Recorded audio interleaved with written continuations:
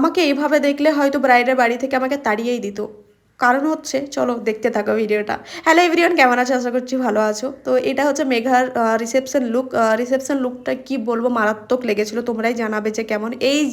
এই কারণেই হয়তো তাড়িয়ে দিত।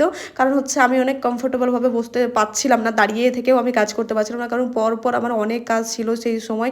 তার জন্য খুবই টায়ার্ড ছিলাম। যেহেতু আমার দিদির মেয়ে বলে পসিবলটা হয়েছে, ও বলছে যে আন্টি আপনি ভালোভাবে বসেন, মাসি আন্টি দুটোই বলে, তো আপনি ভালোভাবে বসেন, কোনো ব্যাপার নেই। তো এই জন্যই আমি এইভাবে বসে আমি কাজটা করছিলাম। খুবই কোমরে ব্যথা করছিল সেই জন্য।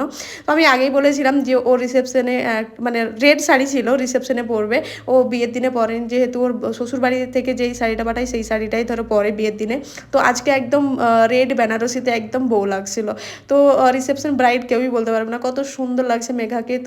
তোমাদের যদি আমার কাজ ভালো লেগে থাকে আমাকে বুকিং করতে পারো, আমাকে কমেন্ট করতে পারো। তো বাই বাই, দেখা হচ্ছে নেক্সট ভিডিওতে। কেমন হয়েছে অবশ্যই জানাও।